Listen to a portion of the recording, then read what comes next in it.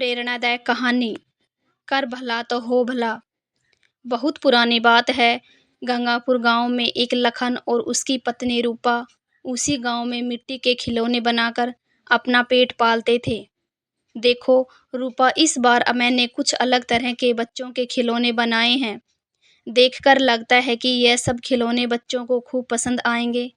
तुमने सच कहा, मूर्तियां तो बहुत सुंदर लग रही हैं, मगर मूर्तियां कुछ कम नहीं लग रही हैं क्या? इतनी सुंदर मूर्तियों को देखकर लोग इन्हें आधे दिन में ही खरीद लेंगे। मुझे लगता है हमें और मूर्तियां बनानी चाहिए। इतनी मूर्तियां तो मेले में आधे दिन में ही बिक जाएंगी। क्यों? तुम ठीक कह रही हो। इतनी कम मूर्तियों से क्या होगा? हमें और भी मूर्तियां बनानी चाहिए। पर यह मिट्टी खत्म हो गई है।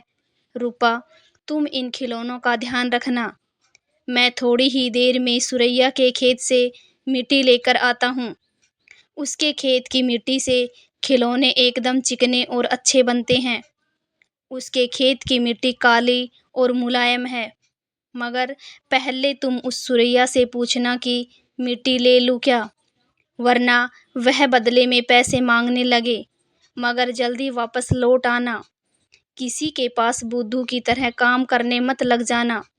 अरे ठीक है बाबा, पहले मुझे यहाँ से जाने तो दो। लखन अपने घर से सुरैया के पास मिट्टी लेने निकल जाता है। लखन इतना भोला था, गांव में कोई भी उसे आसानी से बुद्धू बनाकर अपना काम करवा देता। अरे लखन, तुम्हारा यहाँ कैसे आना हुआ? अरे वो मिट्टी के खिलौने बना रहा था तो मेरी मिट्टी खत्म हो गई। सुरैया, मैंने सुना है कि तुम्हारे तालाब वाले खेत की मिट्टी काली और नमी है, तो वह मिट्टी मुझे चाहिए। उस मिट्टी से खिलौने अच्छे बनते हैं। उसी का मैं तुम्हारे पास पूछने आया हूँ। सुरैया, एक अच्छा मौका है। यह लखन एक नंबर का बुद्धू है। इसे मिट्टी देकर मैं अपना काम भी करवा सकता हूँ। हाँ, क्यों नहीं। अरे लखन, उसमें क्या पूछना था, जाकर ले लो। मगर तुम पूछने आए हो तो मैं तुम्हें एक राय देता हूँ। तुम्हें मिट्टी के खिलौने बनाने के लिए नरम और मुलायम मिट्टी चाहिए ना? हाँ सुरैया, हाँ। मेरे खेत के किनारे पर एक कुआं है। अगर तुम उस कुएं में 10 से 12 हाथ खोद लोगे तो तुम्हें खिलौने बनाने लायक मिट्टी मिलेगी। ऐसा है क्या? तो फिर मैं तुम्हारे कुएं के अंदर 10-12 हाथ मिट्टी खोदकर ही मिट्टी लूँगा। ठीक है सुरैया, अब मैं चलता हूँ। मामूली सी मिट्टी देकर लखन से 10-12 हाथ कुआं गहरा करवा लिया। वैसे भी मुझे कुआं खुदवाना था, पैसे भी बच गए। और फिर लखन कुएं के अंदर खुदाई शुरू करता है। अरे ये कैसी आवाज़ है? ऐसा लगता है कि ये मिट्टी के अंदर कुछ दबा हुआ है। कुछ देर बाद खुदाई में एक घड़ा मिलता है। अरे बाप रे, सोने के मोहरे, वो भी इतनी सारी। लेकिन मुझे इसका क्या करना चाहिए? पहले मैं इस घड़े को अपने घर लेकर जाता हूँ। फिर लखन घड़े को लेकर अपने घर आ जाता है। क्या हुआ, मिट्टी लेने गए थे या कुआं खोदने गए थे? मिट्टी लाने में इतना समय लगता है क्या? तुम्हारे हाथ में चमकता हुआ घड़ा कहाँ से आया? अरे जरा धीरे बोलो, धीरे। ये तो सोने की मोहरे हैं। बताइए ना, तुम्हें यह सोने की मोहरे कहाँ मिली? मैं गड्ढा खोद रहा था, उस गड्ढे में से यह घड़ा निकला। फिर तो अपना बहुत अमीर बन जाएंगे। नहीं नहीं, ये मोहरे हमारी नहीं है। हम इन्हें नहीं ले सकते। क्यों नहीं ले सकते? अपन इन मोहरों को, माना कि मैं पढ़ा लिखा नहीं हूँ, मगर इतना ज़रूर जानता हूँ कि ये सोने की मोहरों का सही हकदार मैं नहीं हूँ, सुरैया है। अगर हम इन मोहरों को रख लेते हैं और अगर सुरैया को इस बात का पता चला तो हमें जेल भी हो सकती है। तो फिर हम मोहरों का क्या करेंगे? मैं मोहरों का घड़ा सुरैया को दे दूंगा, क्योंकि ये घड़ा उसके कुएं के से निकला है। दे दीजिए, ठीक है फिर। मगर पहले तुम जाकर तालाब से पानी लेकर आओ। अपने घर में एक बूंद भी पानी नहीं है। ठीक है, जब तक तुम इन मोहरों को घड़े के अंदर भरकर रखना। मैं अभी पानी लेकर आता हूँ। इनकी ईमानदारी से तो मैं परेशान हो गई हूँ। जब तक वह पानी भरकर आते हैं, जब तक मैं कुछ मोहरे निकाल कर छुपा देती हूँ। फिर रूपा कुछ मोहरे निकाल लेती है और फिर लखन सूर्य को वह मोहरे से भरा घड़ा देने के लिए निकल जाता है। सुरैया, क्या बोल रहे हो तुम? तुम्हें खोदते खोदते इतनी सारी मोहरों से भरा यह घड़ा मिला। तुम मजाक तो नहीं कर रहे हो? हाँ सुरैया, मुझे तुम्हारे कुएं को खोदकर यह सोने की मोहरों से भरा घड़ा मिला और अब तुम इस खजाने को सरकारी खजाने में जमा करवाने की व्यवस्था कर देना। हाँ जरूर करूँगा, जरूर करूँगा। यह तो मेरा फर्ज है। इसे सरकारी खजाने में जमा करवाने दो। यह तो मेरा फर्ज है। अब तुम निश्चिंत होकर अपने घर जाओ और यह बात किसी को गांव में बताना मत। ठीक है सुरैया, अब मैं घर जाता हूँ। मेरी अकल क्या घुटनों में है जो इतनी सारी मोहरों में पुलिस को दूंगा। मोहरे को मैं अपने पास ही रखूंगा। गांव का सबसे पैसे वाला आदमी बन जाऊंगा। बहुत सारी जमीन, गाय भैंस खरीद लूंगा, बहुत सारी, और इसी गांव में एक हवेली बनवाऊंगा।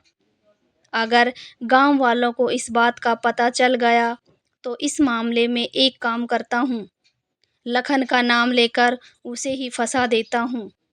हाँ, क्या दिमाग पाया है सुरैया। और फिर सुबह, रूपा, आज मैं मेले से देर रात तक घर आऊँगा। जब तक मेरे ये मिट्टी के बनाए हुए खिलौने नहीं बिकेंगे तब तक मैं घर नहीं लौटूंगा। ठीक है बाबा, जानती हूँ तुमने ये खिलौने बड़ी मेहनत से बनाए हैं। थोड़ी देर में मैं भी तुम्हारे पास तुम्हारे काम में हाथ बंटवाने आ जाऊंगी। देखिए दरोगा साहब, ये लखन के घर पर एक बार छानबीन करके देख लीजिए। मुझे पूरा शक है कि सोने की मोहरे इसी के घर में पर होगी।